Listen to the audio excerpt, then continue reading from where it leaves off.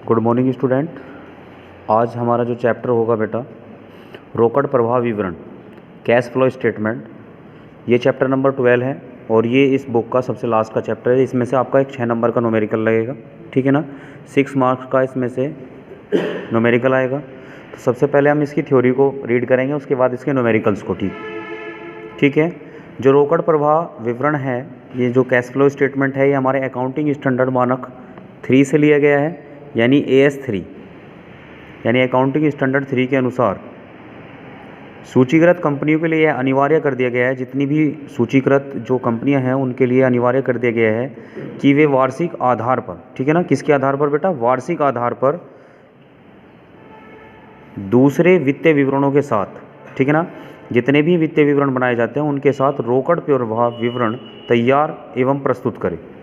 रोकड़ प्रवाह विवरण ऐसा विवरण है जो एक निश्चित अवधि में किसी व्यवसाय की रोकड़ तुल्य राशियों तथा रोकड़ के बदलाव के संबंध में रोकड़ प्रवाह के आगम और निर्गमन को दर्शाता है।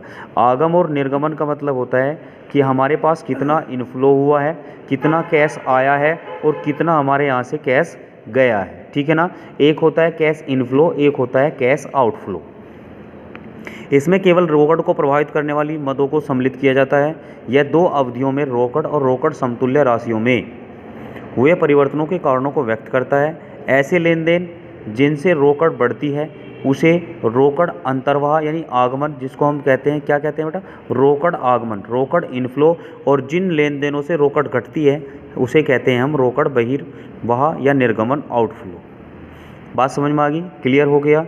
इसमें 2 राशियाँ होती हैं रोकड़ की। रोकड़ के समान जो रोकड़ आगमन होता है उसको इनफ्लो कहते हैं। रोकड़ जो चला जाता है, जो हमारी वैल्यू को कम करता है, उसे कहते हैं हम, जो हमारी रोकड़ को घटाता है या रोकड़ घटती है जिससे, उसे कहते हैं बहिर्वाह या निर्गमन, आउटफ्लो कहते हैं।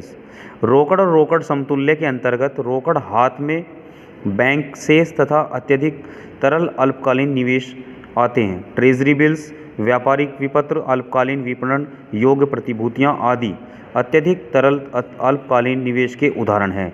रोकड़ प्रवाह की परिभाषा दी है। रोकड़ प्रवाह विवरण 2 अवधियों के मध्य, यानी रोकड़ प्रवाह जो विवरण होता है वो 2 अवधियों के मध्य रोकड़ के परिवर्तनों की व्याख्या करता है।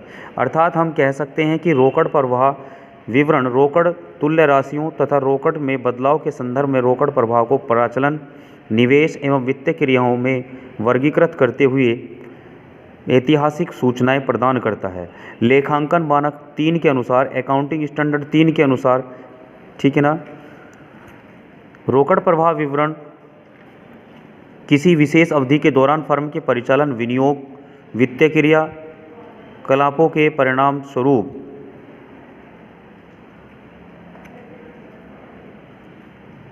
हुई रोकड़ प्राप्तियां, भुगतानों और समतुल्यों में भी हुई विशेष शुद्ध परिवर्तनों में वृद्धि और कमी को कहते हैं। रोकड़ प्रवाह विवरण के कुछ उदाहरण दिए हैं, ठीक है।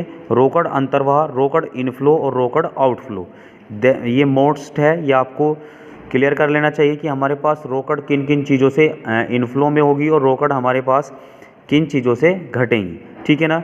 जब हम माल को नगद बेचते हैं, ग्राहक से प्राप्त रोकड़ करते हैं, आय से नगद प्राप्ति होती है, स्थायी संपत्तियों के विक्रय से प्राप्ति होती है, ठीक है ना। ऋण एवं अग्रिम की प्राप्ति, अंशों के निर्गमन से प्राप्त रोकड़, ऋण पत्रों के निर्गमन से रोकड़ प्राप्त, विनियोग के विक्रय से प्राप्त राशि को इसके अंतर्गत दर्शाया जाता है। यानी जहाँ से हमें ये लग रहा है कि हमें रोकड़ आ रही है, ठीक है ना, तो उसको बोलते हैं कैश फ्लो। अब जैसे मान लीजिए हमने माल नगद खरीदा है, किसी का भुगतान कर दिया, ठीक है, स्थायी संपत्तियों की नगद खरीद करी, ऋण और अग्रिम नगद देने पर कंपनी द्वारा अपने अंशों की नगद, अधिमान अंशों का शोधन, ये सारे के सारे जो भी होते हैं ये हमारे होते हैं कैश आउटफ्लो, ठीक है ना। इनसे हमारा क्या होगा, हमारा कैश घटेगा। और जो हमारा माल बिकता है, जैसे हमने स्थायी संपत्ति बेच दी अपनी, स्थायी संपत्ति बेचने से हमें जो रोकड़ प्राप्त हुआ है उसे बोलते हैं रोकड़ यानी कैश इनफ्लो, और जिससे हमारा पैसा घटता है उसको बोलते हैं कैश आउटफ्लो।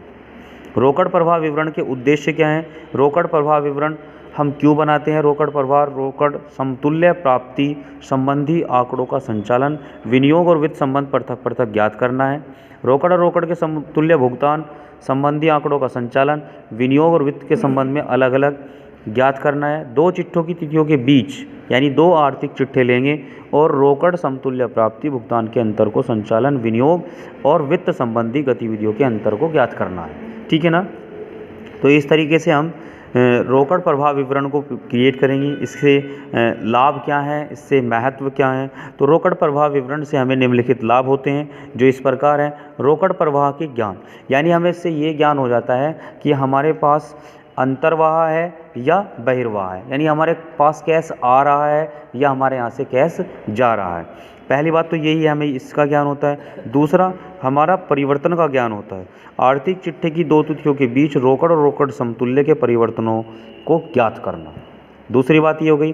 तीसरा है योजना में सहायक, आगे हमें फ्यूचर में, भविष्य में क्या करना है, हमारे पास कितनी रोकड़ रहेगी, कितनी रोकड़ नहीं रहेगी, तो ये सारी चीज़ें आपको ध्यान रखनी है। ठीक है ना। रोकड़ प्रवाह विवरण की योजनाओं में रोकड़ की आवश्यकता का निर्धारण करता है। लाभांश का भुगतान में सहायक, यानी जो हमारे पास एम्प्लॉई हैं, जो अंशधारी हैं, उनको हम किस प्रतिशत के रूप में लाभांश क्रिएट करें, उनके लिए बनाएं और लाभांश का उनको भुगतान करें, इसमें भी हमारी रोकड़ प्रवाह विवरण हमारी मदद करता है। इसके उपरांत अल्पकालीन वित्तीय योजनाओं में हमारी सहायता करता है। जितनी भी हमारे शॉर्ट टर्म फाइनेंशियल स्टेटमेंट होती हैं उनकी पूर्ति करता है हमारा रोकड़ प्रवाह विवरण। इसके बाद रोकड़ बजट के निर्माण में सहायक होता है। रोकड़ बजट जो हम बनाते हैं किसी भी कंपनी के लिए जो बनाया जाता है रोकड़ प्रवाह विवरण, वो इसलिए बनाया जाता है ताकि उस कंपनी का रोकड़ बजट भुगतान से ज्ञात हो जाए। उसके बाद कुशल वित्तीय प्रबंध में सहायक, हमारे लिए ये कुशल वित्तीय प्रबंध में भी सहायक होता है। क्यों? यह विवरण कंपनी को वित्तीय स्थिति के कुशल प्रबंधन में भी सहायक होता है। इससे हमें ये पता चल जाता है कि हमारे पास कितना धन है और कितना हमारा बैंक में है। विभिन्न कार्यों के अलग अलग रोकड़ प्रवाह ज्ञात करने में सहायक, यह विवरण संचालन संबंधित, विनियोग संबंधी और वित्त संबंधी क्रियाओं से प्राप्त होने वाली रोकड़ और संयुक्त रोकड़ का अलग अलग ज्ञात कर लेता है। रोकड़ प्रवाह विवरण की क्या सीमाएं हैं, ठीक है ना, क्या हमारी लिमिटेशन है, ये भी हमें पता होना चाहिए। तो रोकड़ प्रवाह विवरण की निम्नलिखित क्या हैं, सीमाएं हैं। इस विवरण में केवल रोकड़ प्रवाह यानी इनफ्लो और आउटफ्लो दोनों से संबंधित लेन देनों को दिखाया जाता है। अन्य गैर रोकड़ी लेन देनों को इसमें नहीं दिखाया जाता। किसी भी प्रकार के और कोई रोकड़ लेन देन नहीं दिखाए जाते, ओनली रोकड़ से रिलेटेड संबंधित क्रियाएं ही इसके अंदर दिखाई जाती हैं। इस विवरण से व्यवसाय की लाभ हानि ज्ञात नहीं की जा सकती, इससे हम प्रॉफिट एंड लॉस नहीं ज्ञात कर सकते। इससे केवल हमें ये पता चलता है कि हमारे पास कितना रोकड़ आ रहा है और हमारे पास से कितना रोकड़ जा रहा है।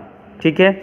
इसके बाद तीसरा पॉइंट है, इस विवरण की सहायता से स्थिति विवरण या तुलन पत्र, जिसे बैलेंस शीट भी नहीं बनाया जा सकता। इससे नहीं बनाया जा सकता क्योंकि इसको बनाने के लिए हमें 2 वित्तीय वर्षों की आवश्यकता पड़ती है या 2 कैलेंडर ईयर की हमें आवश्यकता पड़ती है और उसी से हम क्या करते हैं, उसी से हम अपना अकाउंट बनाते हैं।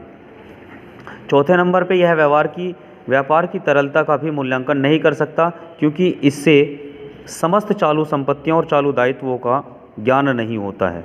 रोकड़ प्रवाह से तात्पर्य रोकड़ और रोकड़ समतुल्य के अंतर्वाह या प्राप्ति और बहिर्वाह या भुगतान से है। साधारण भाषा में रोकड़ और रोकड़ समतुल्य के आवक और जावक को रोकड़ प्रवाह कहते हैं। सबसे लास्ट की डेफिनेशन ये कही है कि सबसे अच्छी डेफिनेशन यही बताई इन्होंने कि साधारण भाषा में हम कह सकते हैं कि रोकड़ प्रवाह रोकड़ समतुल्य के आवक मतलब आने वाला, ठीक है ना। आवक का मतलब जो पैसा आ रहा है और जावक का मतलब जो पैसा यहाँ से जा रहा है। ठीक है। जो पैसा आएगा वो इनफ्लो, जो पैसा जाएगा वो आउटफ्लो होता है। ठीक है। तो ये हो गया तुम्हारा। इसके बाद रोकड़ प्रवाह का वर्गीकरण। रोकड़ प्रवाह का वर्गीकरण 3 तरीके से होता है। इसमें हम 3 तरह की एक्टिविटीज़ को यूज़ करते हैं। सबसे पहले ऑपरेटिंग एक्टिविटीज़, दूसरे नंबर पे इन्वेस्टिंग एक्टिविटीज़ और तीसरे नंबर पे बेटा फाइनेंसिंग एक्टिविटीज़। ठीक है। तो जो संचालन क्रियाएं होती हैं, जो ऑपरेटिंग एक्टिविटीज़ होती है वो ऑपरेटिंग से रिलेटेड होंगी, जितनी इन्वेस्टिंग है इन्वेस्टिंग एक्टिविटीज़ से होंगी और जितनी फाइनेंशियल एक्टिविटीज़ होती हैं वो फाइनेंशियल एक्टिविटीज़ के रूप में काम करती हैं। अच्छा, जो ऑपरेटिंग एक्टिविटीज़ होती है जिसे संचालन क्रियाएं कहते हैं, किसी व्यवसाय उपक्रम की संचालन क्रियाएं आय निर्माण करने की प्रधान क्रिया है। ठीक है ना। जो मोस्टली मेन क्रिया जो कहलाती है, ठीक है, वो होती है ऑपरेटिंग एक्टिविटीज़, अर्थात मुख्य क्रियाएं हैं।